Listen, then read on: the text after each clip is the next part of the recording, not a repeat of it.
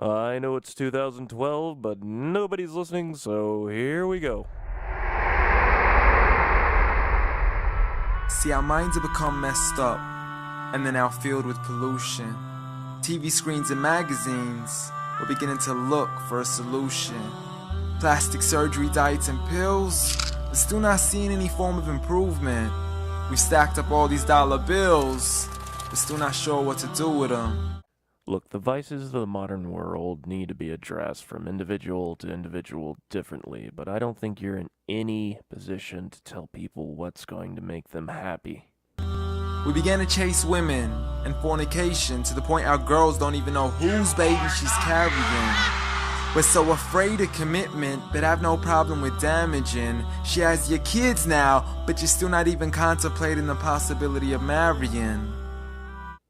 I mean, you can shame men for not marrying the mothers of their children, but it won't do any good. In general, these are women they wouldn't want to spend the rest of their lives with anyway. I think a better promotion of birth control would solve this problem better than the regular shaming of people for sexual activity. See, this is what happens when we neglected Allah's best examples. You called her Mary, we call her Maryam. A woman who was perfect since birth, the best to walk the skies and the best to walk the surfaces of earth. The most exalted of all women, that's why she was dedicated an entire chapter in the Holy Quran, the final revelation in which there'll be none after. I might ask Joseph Smith about that. She was the best of all women, and to society she should be leading the way. I mean, that's why our women be dressing like her, because just like Mary, when Allah decrees something, we hear and we obey. See, you're throwing this on women after leaning real hard on men for being the problem. Men don't stop assessing the physical quality of a woman's beauty just because they cover their head. It doesn't work that way. And women don't always cover up their head out of a love of God. They do it out of fear and because it's mandated by law. See, Mary used to cover up. Despite everything they used to say, she would hide in hibernation, and to Allah she would pray. And when she was visited by angels in the form of men, she said if you fear Allah, you would go away, because in the presence of men, she would not stay. You realize how bad this sounds, right? To think all women should model themselves after someone who hides themselves away, and someone who shuns the company of men just because she thinks they're all sexual predators? You give men no credit and ask too much from women. But anyways, today we're taught to be against segregation before in support of all forms of liberation, to free yourself from the clothes that only lead to your degradation. I know all these words rhyme and stuff, and you think they make a cogent metaphor, but don't use women's liberation and the ending of segregation to push your dogmatism. Why do you gotta cover your face for? We gotta see your identification. Because it's the law. It's the only way we have to identify people at this time. If you can't deal with that, I don't know what to tell you. You can't just hide your women away from the authorities. But little do they know her identity's right there. Yes, but they can't see it. That's the problem. A woman who fears Allah and commits to her religious obligations.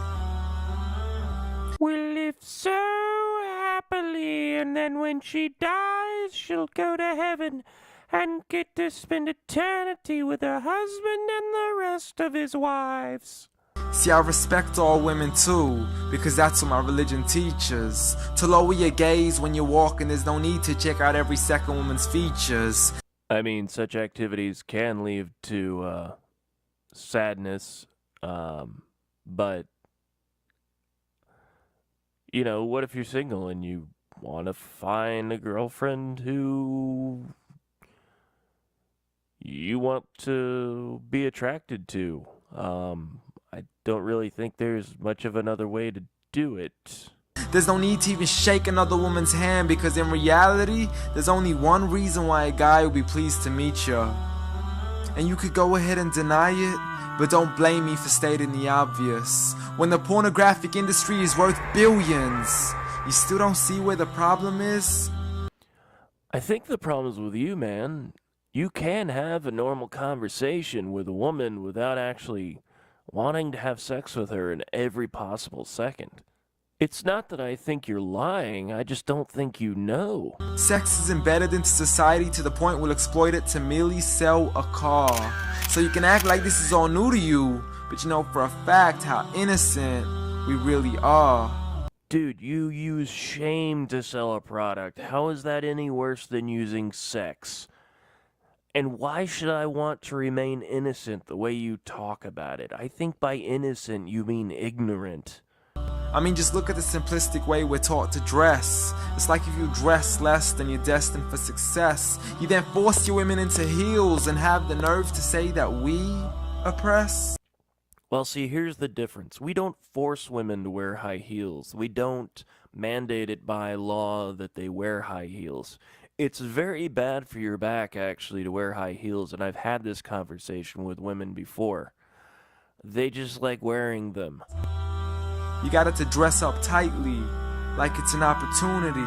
But every time we lose our minds, it's like, see what these ladies do to me? Well, see, here's the difference. We don't force women to wear high heels. We don't mandate it by law that they wear high heels. It's very bad for your back, actually, to wear high heels, and I've had this conversation with women before. They just like wearing them. But I'm not blaming it on the women You are blaming all the women. because we too have responsibility. Prophet Muhammad said the best of men is he who is best in his character. Yeah, a little self-control there, guys. And the best of them is he who is best to his lady after he married her. Which means he was either a jerk or he had never met her. Which either way is probably not the best foundation for a marriage. He was the best to his wives. I mean, just take a look at Aisha. He compete with her in races and smile just to make her happier. For you, Imam Tweety, I'm not touching that one. So when you do marry, do so with the intention of paradise is where you plan to carry her. But before you plan to carry her to the altar, maybe you should OT decision. Misogyny and a play on words. Cause if the only reason you're marrying her is for the outside, then realize you're gonna be locked inside of a prison. For that reason, Prophet Muhammad sallallahu alaihi wasallam said marry for 4: beauty, family, status, but most importantly her religion. That's, one quality per wife there. Because a woman without religion is a woman who could do with a bit of extra wisdom. It's just getting preachy now, I get it. A woman who knows God is the best wife to have. Don't look at physical beauty. We're meant to grow old together, mercifully, so we can be protected under Allah's supervision. You know, I really just hate his smugness here, and I hate that he doesn't think that anybody can take care of themselves, that they have to have some sort of father figure hovering over them 24 hours a day. But relationships are a mess. My relationship is fine. Yeah, no complaints really. Couple minor things every once in a while, but... And there's no guarantees you're gonna be a survivor. So be kind to her, and know that Allah will be kinder. There's no assurance he's gonna be kinder. This world seems to work out pretty randomly. Be a man who stands in front, but also a man who can stand beside her. And if you're still looking for that good girl, don't go chasing after behind her. Rather search to find Allah first, for once you find him, you're guaranteed to find her. Outro music, logo. Oh, my message is so coherent and powerful.